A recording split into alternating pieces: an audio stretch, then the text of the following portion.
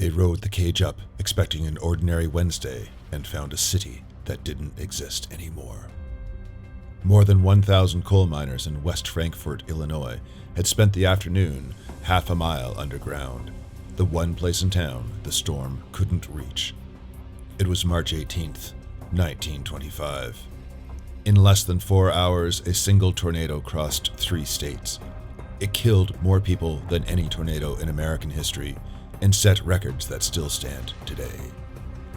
This is the Tri-State Tornado, the storm that broke every record it touched. In the spring of 1925, the United States Weather Bureau was not allowed to say the word tornado. Officials had banned the term in 1887. They were afraid warnings would cause more panic than the storms themselves.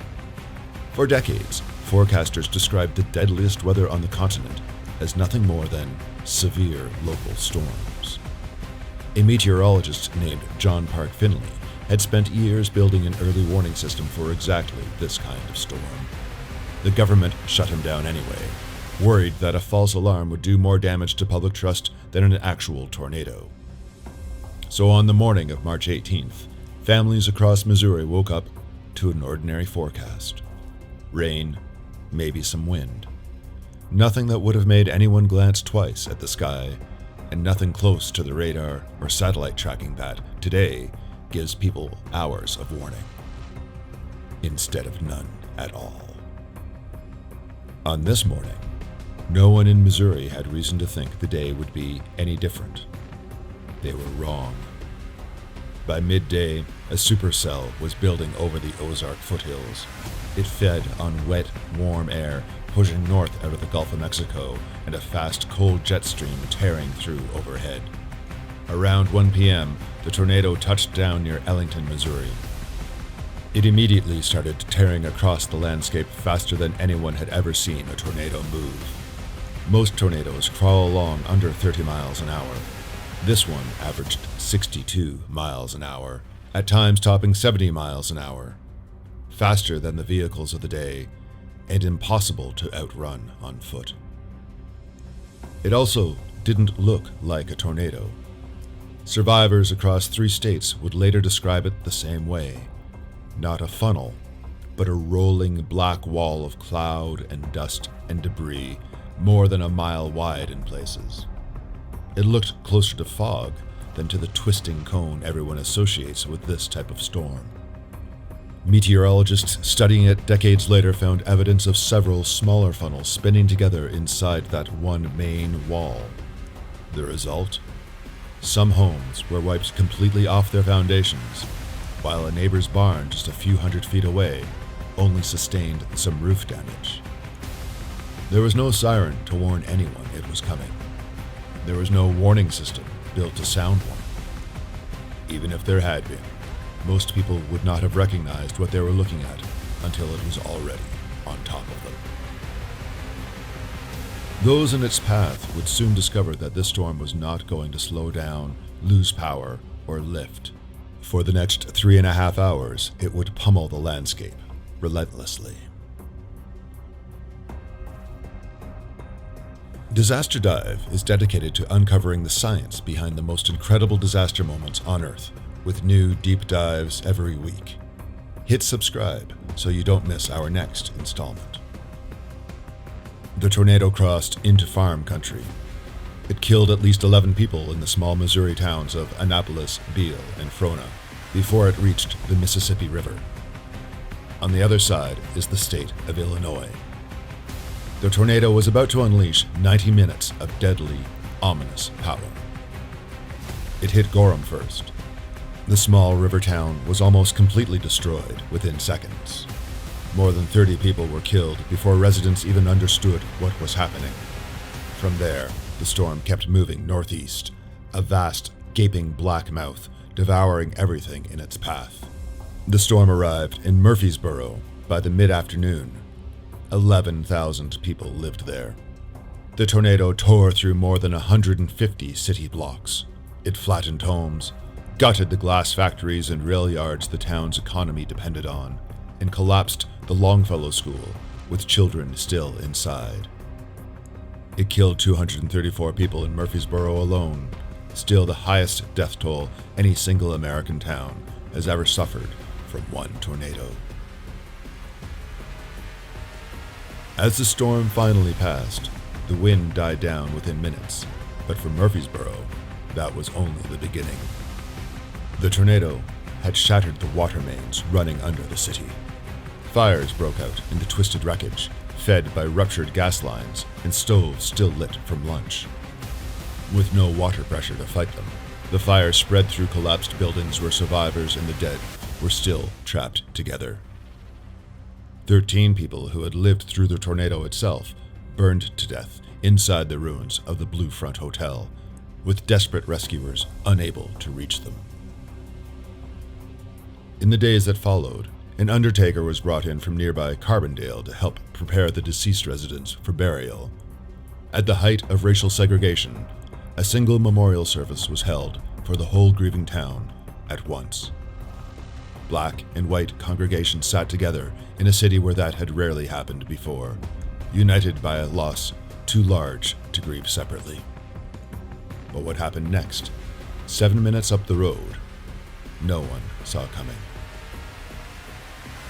At 2:38 p.m., the tornado reached DeSoto, a small Illinois town. A janitor had rung the school bell 15 minutes early after spotting the wall of black cloud on the horizon, trying to get every child back inside in time. It wasn't enough. 7-year-old Betty Maroney had barely sat down in her front row desk next to her 10-year-old sister Marie when the walls came down. 19 children died in that one classroom, Marie among them. Across the whole school, 33 students were killed, along with dozens more people in the town outside. No tornado in American history had matched that death toll at a single school before or since. Betty survived. Her father did not. He died weeks later from a head injury he suffered that afternoon. "You could be blown forever," she said decades afterward, describing what it felt like the moment the walls gave way. A 5-year-old friend of hers, a boy named James Morrison, went missing for 2 days afterward while his father searched the wreckage for him. DeSoto was still counting its dead when the storm crossed into the next county. It wasn't finished, not even close. By 3:10 p.m., the tornado reached West Frankfort, a coal town of 20,000 people. More than 1,500 miners were half a mile underground at the Peabody mine when the power failed and the elevator cages, a miner's vital life link to the surface, stopped running. Eventually, the workers climbed out into a city that had lost its northwest side entirely. Houses shredded into kindling. A freight boxcar sat in the middle of a company parking lot, where a train had once run. Almost every one of the dead that afternoon was a woman or a child. The men had been the only ones safe, buried under the one place in town the tornado couldn't reach. Throughout the evening, those same men searched the rubble in anguish for their wives and their children. Mere minutes later, in the small town of Parrish, almost nothing was left standing. Of the buildings that made up the town, only a handful were still recognizable afterward. One man survived by dropping onto a railroad track and gripping the rails with both hands while his entire town disappeared around him. And still, the destruction continued, stretching into the night. No map of the damage could capture the size of what this storm had already done, and it still was not finished. The tornado crossed the Wabash River into Indiana, still at full strength. It destroyed the town of Griffin and badly damaged Princeton before finally lifting for good near Petersburg, Indiana. At 4:30 p.m., 3 hours and 45 minutes from the moment it touched down outside of Ellington to the moment it disappeared. It traveled 219 miles, longer than the distance from Boston to Washington, D.C. No tornado before or since has matched either number. The destruction it left behind covered more than 164 square miles across 3 states. And even after all that, the storm was not finished setting records. 57 schools across the 3 states were damaged or destroyed. 90 people, most of them children, died inside classrooms that afternoon, a toll no other tornado in American history comes close to. Near West Frankfort, the air pressure dropped so low that it left a mark on a barograph running inside one of the coal mines, one of the only surviving instrument readings from the entire storm. 100 years later, some meteorologists today believe it wasn't one continuous tornado at all. Rather, it was a family of several tornadoes spawned by the same storm system and strung together into one long track. Even with that debate unresolved, most tornado researchers, including the scientists who built the Fujita scale, which measures tornado intensity, still count it as the single deadliest tornado and the longest tract that the country has ever recorded. When the counting was finished, 695 people were dead across 3 states, more than the next several deadliest American tornadoes combined. More than 2,000 people were injured, close to 15,000 homes were gone, and over $16.5 million in property, an enormous sum in the impoverished 1925 American Midwest. It remains, a full century later, the deadliest single tornado in United States history, and the second deadliest tornado ever recorded anywhere on Earth. The disaster changed nothing right away. The Weather Bureau's ban on the word tornado stayed in place. It wasn't formally lifted until officers at Tinker Air Force Base issued the country's first real tornado forecast in 1948. More than 2 decades after Murfreesboro burned. What did change was slower and quieter. It was the accumulation of evidence, disaster by disaster, that eventually built the tornado warning system every American now takes for granted. In Indiana, floodwaters from the Wabash River cut Griffin off from the outside world for days.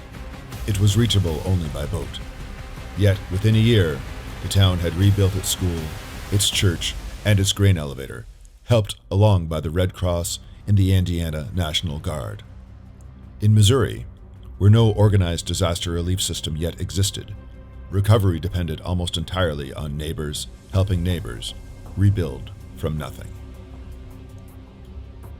Murfreesboro itself took 20 years to recover, according to Wallace Aiken, a survivor of the storm as a 2-year-old who grew up to write its history. West Frankfort and Murfreesboro both lost population in the years afterward. Neither town ever fully returned to what it had been the morning of March 18th. Town still shaped, a century later, by a single afternoon. In DeSoto, Betty Maroney carried the memory of a destroyed classroom for the rest of her life.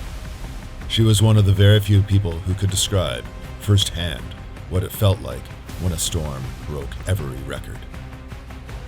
A century later, no tornado has matched its death toll, its distance, and its duration. Those are records set in a single afternoon and never broken since. In West Frankfort, the miners who rode that cage back up into the wreckage carried something the rest of the town could not. The strange, permanent knowledge that the ground that nearly buried them for a living was the only thing that had kept them alive. Thank you for joining us on this voyage through the tri-state tornado story. Stories like this, and their human impacts, deserve more than a paragraph in a weather almanac, and the Disaster Dive team works hard to give them the depth they deserve. If something in the story of the tri-state tornado struck you, please let us know in the comments. If you want more of these deep dives into the moments the world almost forgot, hit subscribe so the next one finds you. Take care of each other, and we will see you in the next Disaster Dive.